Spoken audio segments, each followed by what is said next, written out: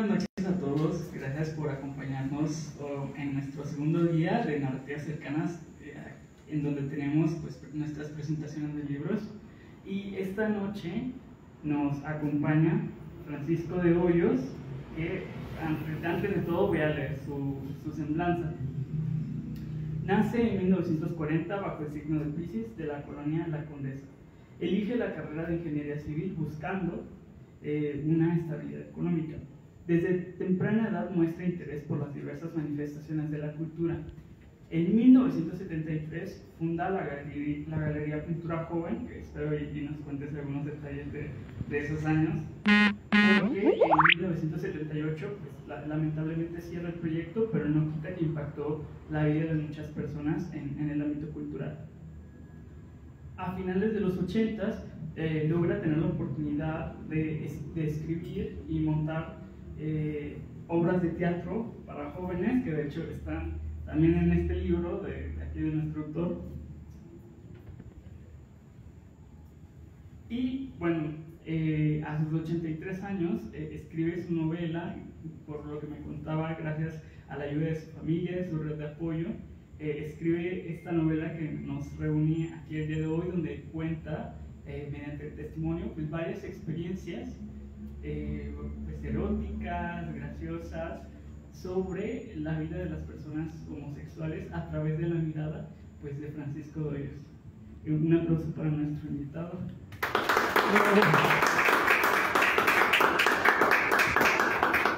Y bueno, le cedo la palabra para que nos cuente por completo el proceso creativo y proceda a pasar. Buenas noches, muchas gracias por estar aquí con nosotros. Es un honor para mí tener una presentación en la ciudad de Guadalajara. Mi abuelo era del estado de Jalisco. Una de las hermanas de mi mamá se casó con un médico de Guadalajara, y siempre estuvimos muy cercanos a la ciudad y al estado. El hecho de presentar hoy la novela, platicarles un poco de cómo se fue formando el proyecto. Desde muy pequeño a mí me interesó la escritura.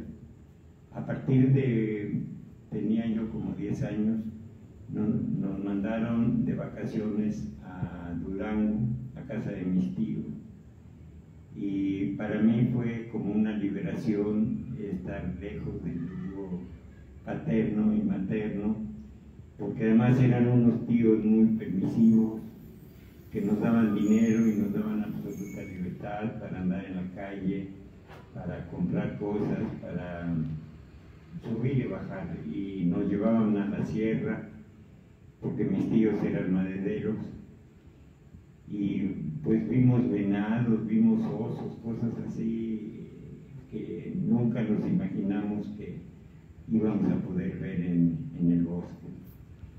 Y todas estas experiencias nuevas yo las escribía detalladamente y le enviaba cartas a mis papás. Y cuando mis papás me dijeron que les había encantado lo que yo les había enviado, pues me dio más gusto y escribía con más gusto y detallaba y trataba de ser lo más preciso. Después, como yo veía que los escritores no tenían un buen nivel económico, me dio miedo estudiar literatura, que hubiera sido lo más afín a mis intereses. Y como mis primos eran ingenieros y mi hermano mayor se metió en ingeniería, pues yo por inercia también me metí en ingeniería, sabiendo perfectamente que no era mi vocación, pero que me iba a dar un estatus económico que me permitiera hacer después las demás cosas. Y así, trabajando en Cementos Tolteca, ya teniendo un puesto ejecutivo bastante alto, renté un departamento amplio en la zona de y le dije a un amigo que era crítico de arte que me gustaría decorar el departamento, las paredes, con pintura mexicana.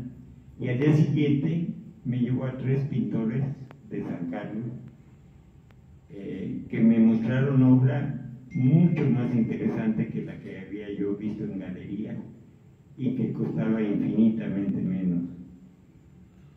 Y además me platicaron que tenían muchos problemas para exhibir en las galerías. Entonces me ocurrió la idea de que había gente como yo deseosa de comprar pintura, pero que pues un solo cuadro de Tamayo valía lo que una casa, entonces era medio difícil comprar pintura. Se me ocurrió abrir una galería para pintores jóvenes y con precios muy accesibles. Entonces tuvo bastante éxito, afortunadamente. De hecho, esta galería revolucionó la mercadotecnia de la pintura en México, porque cuando las demás galerías vieron que los jóvenes que yo tenía vendían y además salían en las principales páginas de los periódicos, la prensa afortunadamente me ayudó muchísimo. Entonces las galerías empezaron a piratearme a los jóvenes, a llevárselos a sus galerías. Pero lo que me motivó o lo que me obligó a cerrar la galería no fue el hecho de que me piratearan a los pintores. Yo siempre iba a tener posibilidad de tener pintores nuevos. Lo que pasó es que cuando salió Echeverría y empezaron las devaluaciones, ya las gentes de todos los niveles dejaron de comprar pintura. Como hecho destacado de la galería, mencionaría que uno de los pintores más importantes que tuve se llamaba Enrique Guzmán, como el pintor, se llamaba porque ya no existe, ya murió. Se suicidó a los 33 años. Enrique Guzmán lo conocí cuando tenía 18 años. Un amigo que había sido su novio me lo presentó y me llevó a su estudio. Lo que yo vi de Enrique Guzmán me dejó, pero sin palabras, o sea, era obra que me impresionó más que lo que me podía impresionar Frida Kahlo o Leonora Carrington o cualquier otro pintor que yo hubiera visto en México. Afortunadamente, fue tal el éxito de Enrique Guzmán que de todos los periódicos y todas las principales cadenas televisores fueron a reseñar su exposición y se convirtió en un fenómeno y fue el primer pintor que me piratearon. Pero para mí es una gran satisfacción haberlo descubierto y haberlo lanzado, y como a él, a muchos otros que ahora tienen mucha fama y que son de pintores mexicanos importantes. Podría yo mencionar seguramente lo conocen, pueden googlear a Enrique Guzmán para tener una idea de lo que hacía, y dentro de los otros pintores, Nahum Bezenil, que es gay, siempre hace hombres desnudos, Carla Rippey, Nonix Aurel, muchos otros que son pintores y muchos de ellos ahora son profesores también. Después que cerré la galería, seguí trabajando dentro de la ingeniería, dentro de la promoción industrial, me fue muy bien, y más adelante se me ocurrió, más bien me encontré con un amigo que me propuso escribir un guión de cine, y de ese guión de cine yo le propuse escribir, acababa de leer un libro de Sor Juana, escribir más bien sobre una obra de teatro sobre Sor Juana. Entonces me entusiasmó mucho la idea y trabajamos, la terminamos, la propuse en varias dependencias. Ya la habían aceptado en el Cervantino para presentarla en Conaculta, de parte de Conaculta. Pero en ese momento el director de Conaculta, que era un licenciado Flores Olea, se peleó con Octavio Paz, que era el zar de las letras, y tuvo que renunciar y se vino el proyecto abajo. Pero me lo pidió un grupo de teatro que hacía teatro para estudiantes. Entonces funcionó muy bien para los estudiantes. Y como venía el 5º centenario del descubrimiento de América, escribí otra obra sobre la conquista. Después que se puso de moda el movimiento zapatista, escribí una obra sobre Zapata. Y finalmente, para cerrar el ciclo histórico, escribí una obra sobre Morelos. Y estuvieron en temporada más de 10 años y todavía se siguen presentando en algunas escuelas y en todos los estados de la República algunas de las obras que yo escribí, porque las hice muy accesibles, muy simpáticas y con poca producción, o sea, hacer trabajar la imaginación de los jóvenes para que vean a las figuras, no que vean los grandes vestuarios y los grandes escenarios, sino que vean el interior de los héroes y qué pensaban y cuáles eran sus conflictos. Y funcionó muy bien. Después uno de los actores, que había sido mi novio, se fue le dijeron que en Cancún había trabajo de masajista, y como a él le interesaba mucho el masaje, se fue a Cancún y nos empezamos a escribir por correo electrónico. Esto era a principios del siglo 2000. Y lógicamente habíamos hablado mucho de sexo y él me contaba de todas las aventuras eróticas que tenía en un spa de masaje de los principales hoteles de Cancún. Y yo le contaba también de las aventuras que tenía a través de mi liga de internet. Y en menos de 6 meses iba imprimiendo yo todos los correos. Ya tenía un folder con más de 100 cuartillas. Entonces me ocurrió que de ahí podría salir una novela erótica.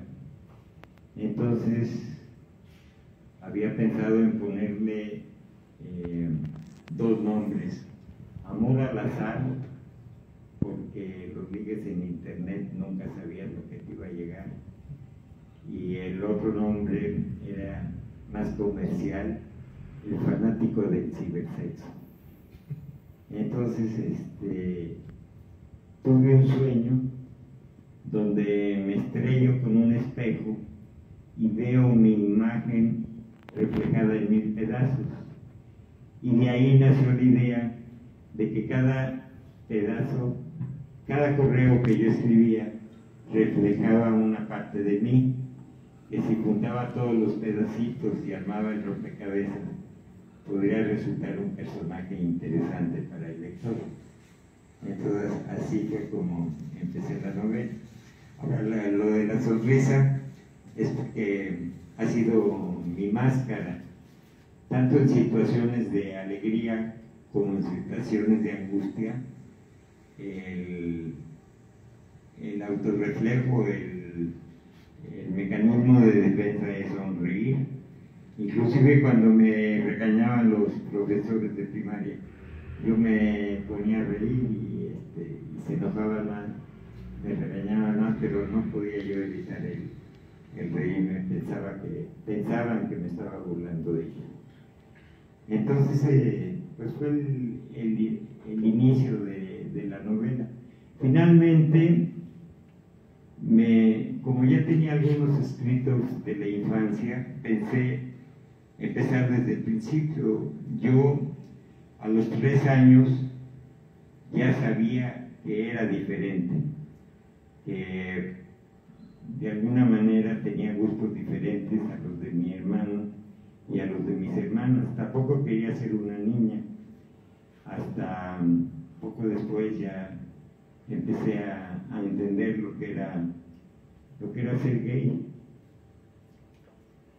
Lógicamente, en la primaria sufrí bullying, en la secundaria también. Yo tenía muchos prejuicios, me costó mucho trabajo.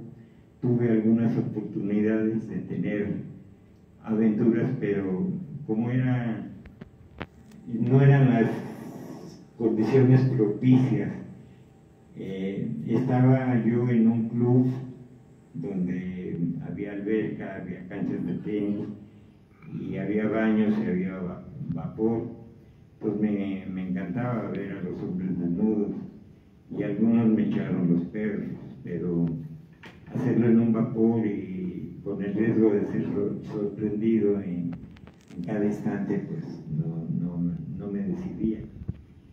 Finalmente ya pude tener la primera relación y a partir de ahí seguí el relato, pensando siempre en los jóvenes, en los que están dudando de su sexualidad o están indecisos o tienen prejuicios para lanzarse, para de alguna manera motivarlos de que es una manera muy digna y puede ser muy productiva, y el hecho de negar su sexualidad y casarse puede arruinar sus vidas para siempre. Pero después de terminar con la etapa de los jóvenes, me seguí hasta la tercera edad. Entonces no solamente es interesante para los jóvenes, sino también para los hombres de la tercera edad, para saber que el erotismo no se termina con la madurez, que puede seguir hasta, pues prácticamente hasta la tumba. En fin, no sé si tengan algún comentario, alguna pregunta.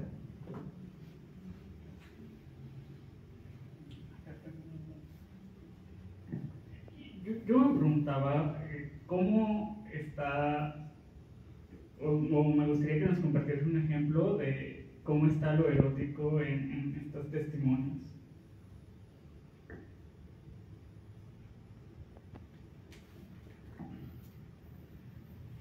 Cuando yo me decidí a escribir una novela erótica, me aventé a fondo o dije,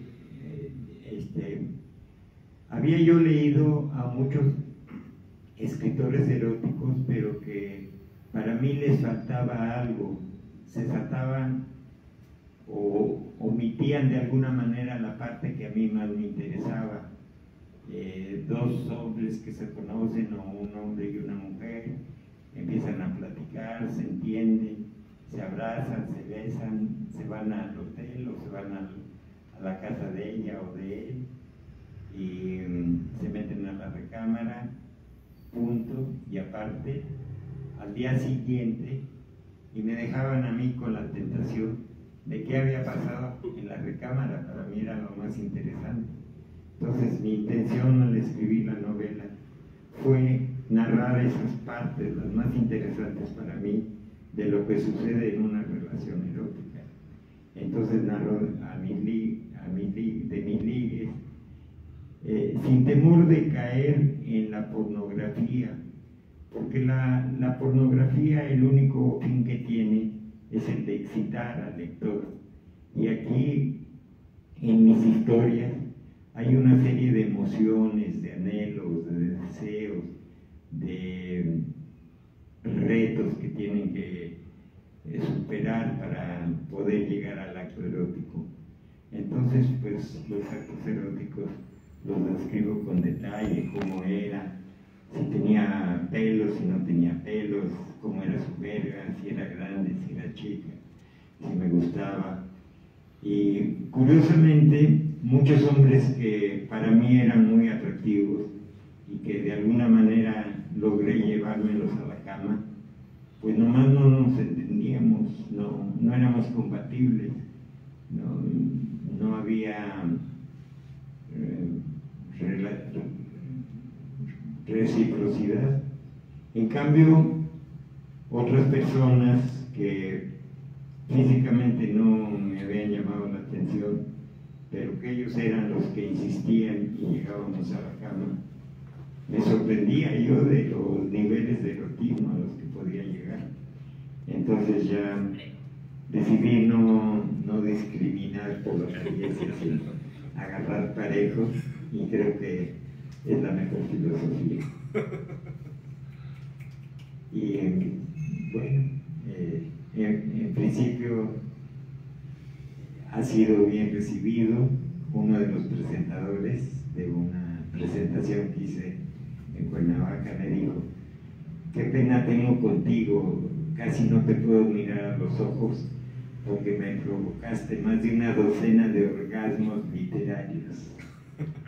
Entonces de eso se trata, un poco de narrar los detalles y no ser un manual, no ser un Kama Sutra, pero sí dar consejos útiles que pueden servir a cualquiera, tanto a los activos como a los pasivos.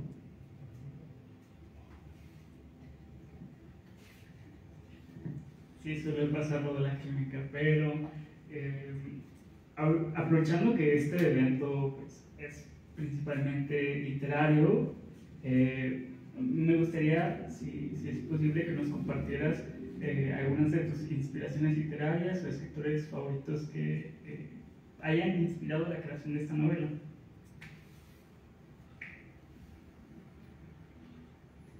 Pues los escritores favoritos míos realmente no son eróticos, porque podría decirte, bueno, sí, algunos sí. Podría decirte que el número uno es Marcel Proust, que sí tiene personajes gays y que para mí fue como una tabla de salvación, porque el primer enamoramiento así de enloquecer fue a los 17 años. Cuando entré yo en la Facultad de Ingeniería, me tocó con un muchacho que conocía yo del grupo de mi hermano mayor, y que yo tenía la idea de que era un hombre muy agresivo, pero empezamos a platicar y resultó mucho todo lo contrario. Le gustaba mucho la literatura, le gustaba mucho la música, y nos hicimos muy buenos amigos, y yo me enamoré pero a fondo de él, y sufría mucho porque me sentía así como un personaje enfermo mental. Y fui a una conferencia de literatura donde hablaban de Marcel Proust, y fui a la biblioteca de la universidad y saqué el único tomo que había de Marcel Proust, que era la segunda parte de En busca de tiempo perdido. Lo saqué, me subí al camión y me fui a mi casa y empecé a leerlo en el camión.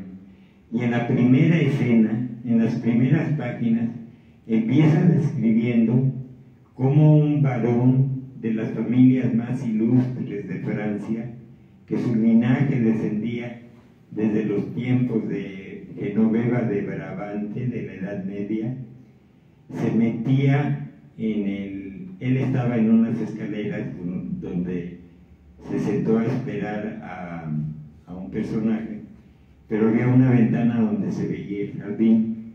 Entonces vio cómo el varón hablaba con el jardinero, se metían al cuartito de herramientas y el varón se bajaba los pantalones y el jardinero se la metía y el varón pegaba de gritos.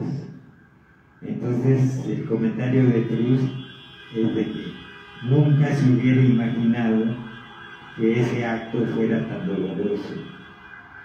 Entonces yo digo que fue una tabla de salvación para mí, porque me di cuenta que no era el único que tenía esos gustos y esas inclinaciones y esas inquietudes, que hasta, bueno, y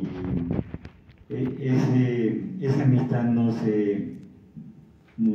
llegó a la cama, pero seguimos siendo amigos hasta hasta hace un par de años que él falleció.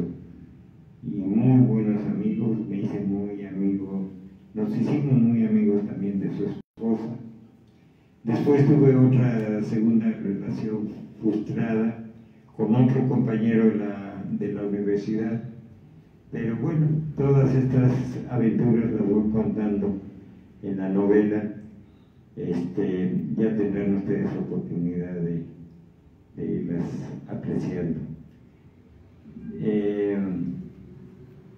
La primera relación, nada más para terminar, como tuve oportunidad de realizarme, fue gracias a la mamá de mi primer amigo del que me enamoré, porque me hice después más amigo de la mamá que del compañero, y la mamá me invitó a una cena. La mamá era pianista, me invitó a una cena donde iba a ir un pianista búlgaro que era muy amigo de ella y que tenía interés de que yo lo conociera.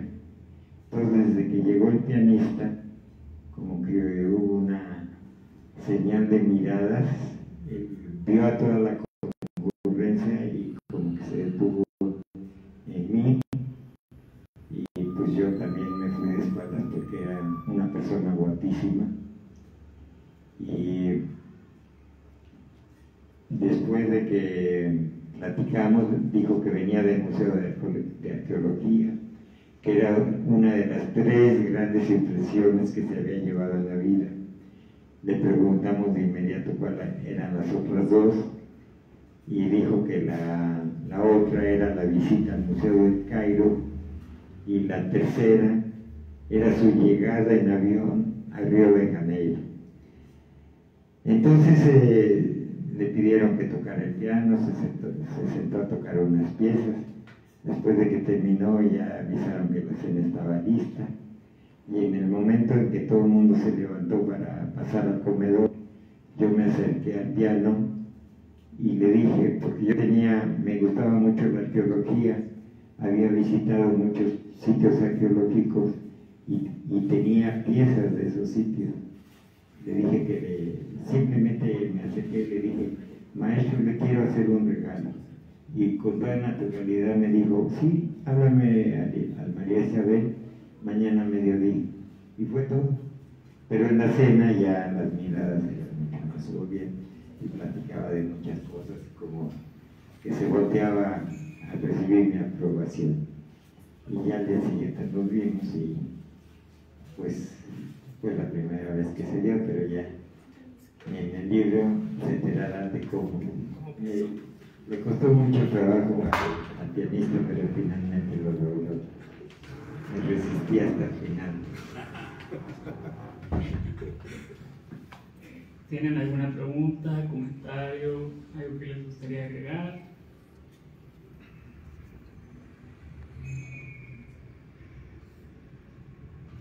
Yo sí tengo muchas preguntas. Primero, es muy grata la conversación y la charla de parte tuya, Francisco. Muchas gracias. Sentí cierta afinidad porque también estudié ingeniería civil. Entonces, esto está padre, pero mi pregunta va en el sentido de qué tanto se habla de tu entorno familiar en el libro. Mucho. ¿Cómo abordaste esa parte de tus figuras paterna, materna, y qué personas o dónde encontraste, si es que hubo esa red de apoyo hacia el interior de tu familia o en tu entorno en esos primeros pasos que dabas hacia tu despertar como tu identidad? Afortunadamente, mi familia siempre me apoyó mucho. La única que le costó trabajo, mucho trabajo, fue a mi mamá. Mi mamá desde pequeño me decía, no muevas tanto las manos, no te veas tan fuerte, no hables así, habla como hombrecito, y en fin, siempre estuvo tratando de quitarme lo maricón. Pero mis hermanos siempre me trataron normal. Mi papá era un hombre muy reservado, pero curiosamente conocimos porque iban a visitarnos a la casa familiar dos de sus amigos. Uno había sido compañero de la facultad, su mamá era doctora y la mamá de este compañero de mi papá fue la que me recibió a mí y nos recibió a todos los hermanos. Y este compañero de mi papá era obviamente gay, o sea, nunca se había casado, vivía con la mamá. Mi papá le pidió que apadrinara a mi hermana, la que sigue de mí, y inclusive le heredó cuando él murió. Y otro de sus amigos, no sé exactamente cómo lo conoció, pero siempre venía a comer a la casa el día del aniversario de boda de mis papás. Entonces, como yo sentí tanto apoyo de la familia, después de acostarme con el pianista, al día siguiente, mi hermana estaba trabajando de sobrecargo de Canadian Pacific. Cuando yo llegué de madrugada a la casa, me la encontré que venía del aeropuerto. Entonces le dije, ¿qué crees? Me acosté con el pianista. Y mi hermana me dijo, qué maravilla, y me abrazó. Y yo sabía que se lo iba a contar a todos, pero a partir de ahí todos me siguieron tratando exactamente igual. Entonces, para mí fue un gran apoyo. La única que le siguió costando trabajo y siempre insistía en que tuviera novia y que dejara de ir a tanta fiesta y a bares, en fin, fue mi mamá. Pero ya como a los, digamos que cuando cumplí yo 33 años, desde los 23 fue la primera relación, fue cuando salí de closet en el ámbito familiar.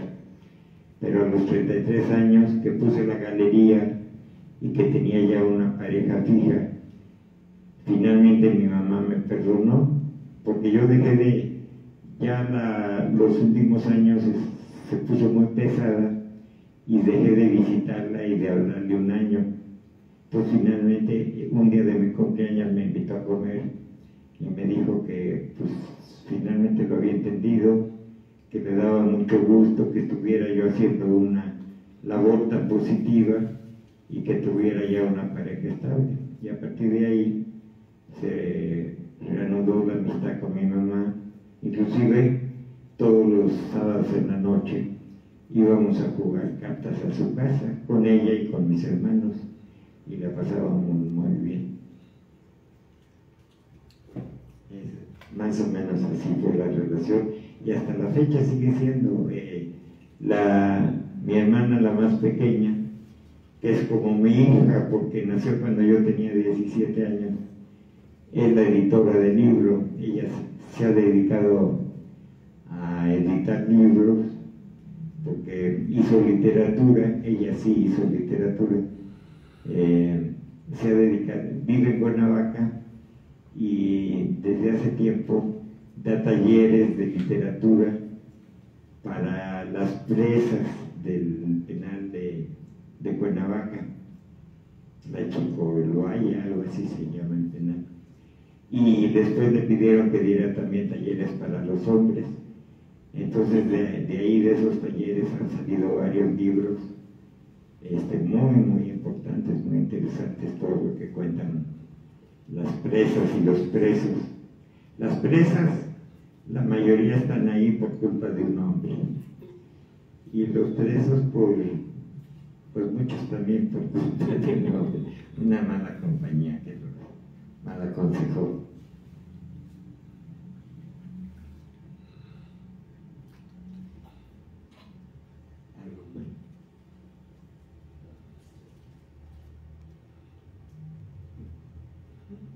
Pues yo les que escribieran sus memorias, que una especie de diario donde anoten lo más importante que les ha pasado y un poco que traten de buscar un lenguaje personal. Mi lenguaje traté de que fuera de lo más accesible, sin palabras rebuscadas, sin algunas oraciones o algunos pasajes me salieron muy poéticos, pero eso no me molesta, o sea, inclusive ahora me gustaría escribir más poesía. De hecho, la continuación del libro que estoy escribiendo, sí estoy tratando de que sea un poco más poético, no tan obvio como es pero estoy contento con lo que resultó y estoy contento con lo que está resultando. Y pues así, tal vez algún día tenga ya el suficiente material como para buscar un editorial o un amigo que se los edite. También es interesante escribir en equipo, 2 o 3 personas que se proponen escribir una historia y se les van ocurriendo ideas. 2 cabezas piensan más que una y 3 aún más.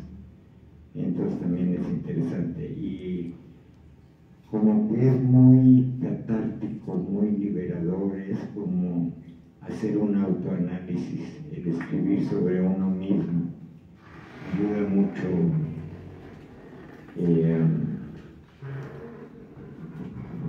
espiritualmente y pues a superar los malos momentos y los penas de alguna manera.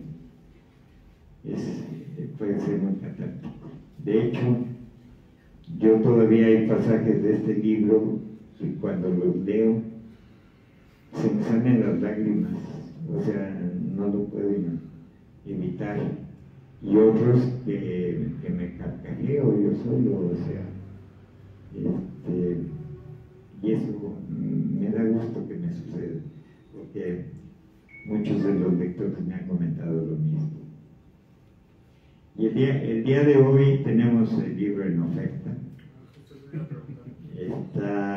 Lo estamos dando en librería.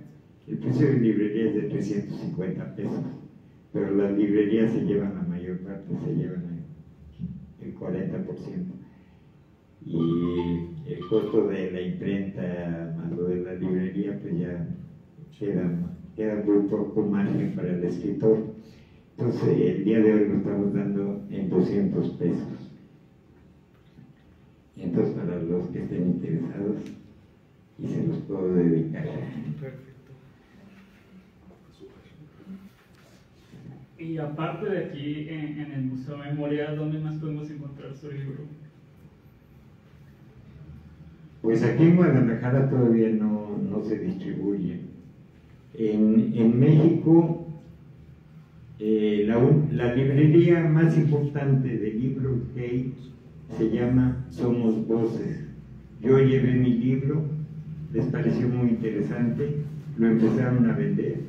El día de la presentación se vendieron como 30 libros y después uno de los lectores se fue a quejar de que yo estaba haciendo, de que tenían que prohibir el libro porque estaba haciendo apología del abuso infantil, por una anécdota muy simplona que cuento yo de cuando tenía 15 años y vi pasar a un vecino que tenía como 30 años, el doble de mi edad, que era, como le dicen ahora, de lento aprendizaje o con discapacidad.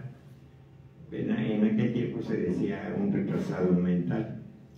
Entonces estaba yo tan caliente a los 15 años, pensando en cosas abstractas, pero muy excitado, me nació la idea de tener juegos sexuales con el discapacitado. Y en la novela se me ocurrió escribir que físicamente era un hombre normal, hijo de una americana de ojos azules, güero, no mal parecido. Entonces yo tomé una llave de una bodega que tenía mi mamá en la planta baja del edificio, corrí a alcanzarlo y le dije: oye Jack, ¿no me ayudas a subir un sillón de la bodega a la casa de mi mamá? Sí, mano, ¿cómo no? Vamos. Pues llegamos a la bodega, prendí la luz, entramos, cerré la puerta y le empecé a meter mano y se resistió, no se dejó. Y finalmente me dio una patada en los huevos y se escapó. Y eso un lector lo consideró apología del abuso infantil, porque yo digo que tenía una edad mental de 5 años, entonces para él estaba yo abusando de un niño. Entonces la librería me dijo que no me podían tener ahí, era un libro muy peligroso que podía provocar un escándalo en las redes sociales. Entonces yo hablé con uno de los promotores de la librería, que fue el que me hizo el prólogo, un prólogo muy generoso, y él habló con los dueños de la librería y me dijeron: sí, está bien, pero te vamos a tener en la sección de los libros reservados. O sea, me tienen al fondo, casi en la bodega, y nunca lo ponen en exhibición. Entonces se ha vendido un poco en esa librería. Y yo lo que he tratado de encontrar es un distribuidor. Precisamente por eso vine a la FIL de Guadalajara, para hacer contactos con editoriales y con escritores y con presentadores. Y anduve haciendo promoción, regalando ejemplares dedicados a todos los encargados de editoriales y escritores, a ver si sale alguien que me recomiende con alguna editorial, que ella se encargue de la distribución, porque yo a mi edad y con tantas cosas que tengo que hacer, y además que tan feliz que soy en mi casa, viendo YouTube y viendo Facebook y escribiendo a ratos, pues no se me antoja andar con la idea de andar vendiendo en librerías. Entonces, por lo pronto, los estoy vendiendo yo directamente. Si me piden libros de fuera, yo voy a dejar unos ejemplares aquí en el museo. Entonces los pueden venir a comprar aquí, y cuando se agoten me avisa Dan y yo envío más. Entonces por lo pronto es el lugar donde se puede conseguir aquí. Muchísimas gracias por la presentación.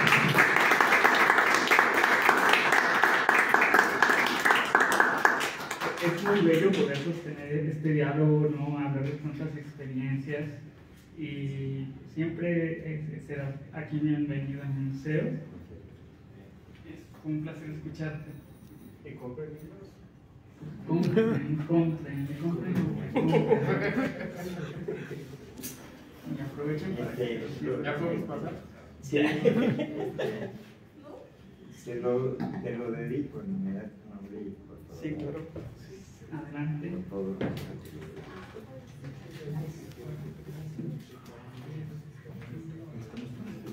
Estos,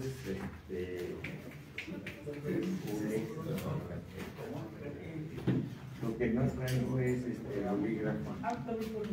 Gracias.